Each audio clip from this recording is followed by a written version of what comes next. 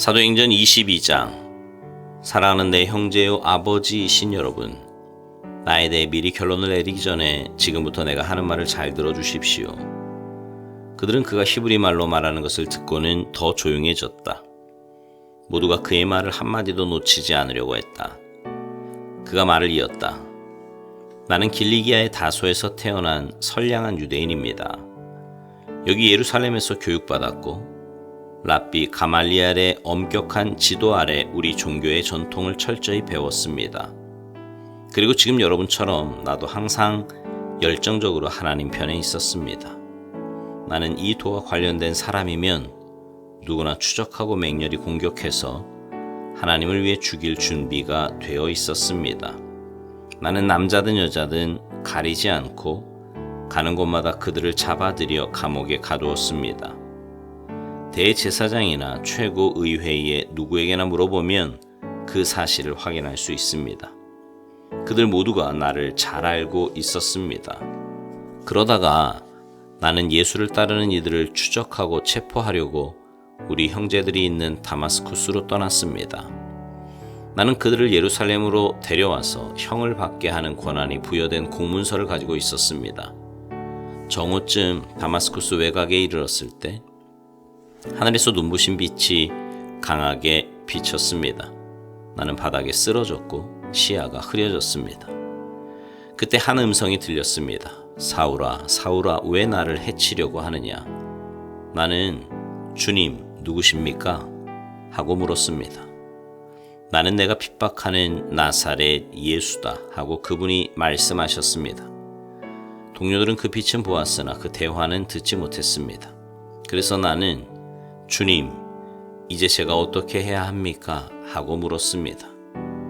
그분은 일어나서 다마스쿠스로 들어가거라.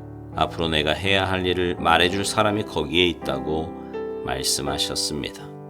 그래서 우리는 다마스쿠스로 들어갔습니다. 내가 처음 계획한 것과는 전혀 다른 모습으로 그 성에 들어간 것입니다. 나는 눈이 멀어 볼 수 없었기 때문에 동료들이 내 손을 잡고 데리고 들어가야 했습니다. 바로 그때 아나니아를 만났습니다. 그는 우리의 율법을 잘 지키기로 소문난 사람입니다. 이것은 다마스쿠스 유대인 공동체가 다 동의하는 사실입니다. 그가 와서 내 어깨에 손을 얹고 눈을 들어 보시오 하고 말했습니다. 내가 눈을 들었을 때 어느새 나는 그의 눈을 똑바로 쳐다볼 수 있었습니다.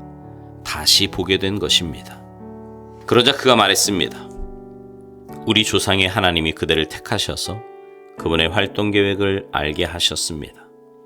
그대는 의롭고 죄 없으신 분을 실제로 배웠고 그분의 말씀을 들었습니다. 이제 그대는 만나는 모든 사람에게 그대가 보고 들은 것을 증거하는 핵심 증인이 될 것입니다.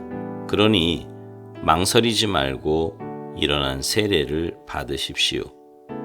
죄를 깨끗이 씻어내고 하나님과 직접 사귀십시오. 정말로 아나니아가 말한 대로 되었습니다. 예루살렘으로 돌아온 뒤에 어느 날 나는 성전에서 하나님의 임재에 잠겨 기도하다가 그분을 뵈었습니다. 하나님의 의롭고 죄 없으신 분을 뵙고 그분께서 하시는 말씀을 들었습니다. 서둘러라. 최대한 서둘러 여기를 떠나라. 여기 예루살렘에 있는 유대인들 가운데 어느 누구도 내가 나에 대해 하는 말을 받아들이지 않을 것이다.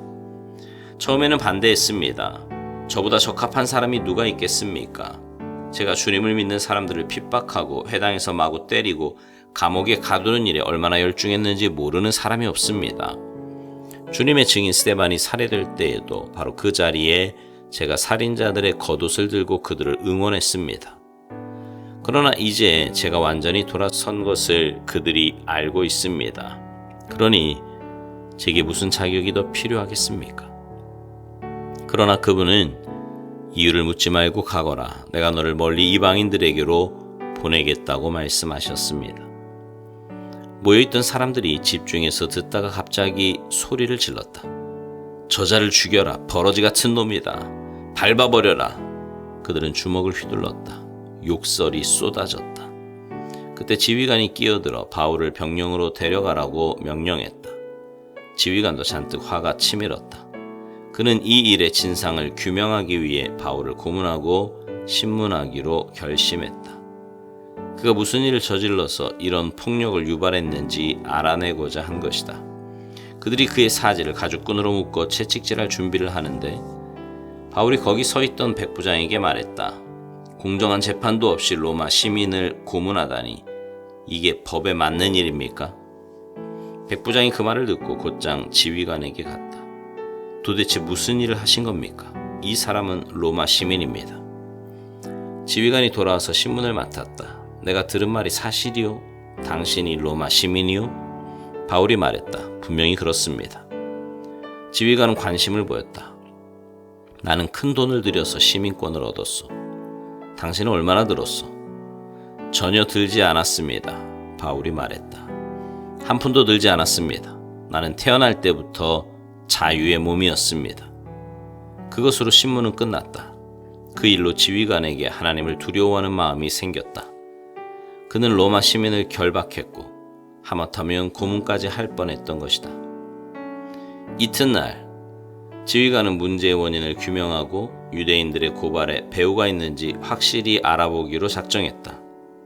그는 바울의 결박을 풀어주고 명령을 내려 대제사장들과 최고의회를 소집했다.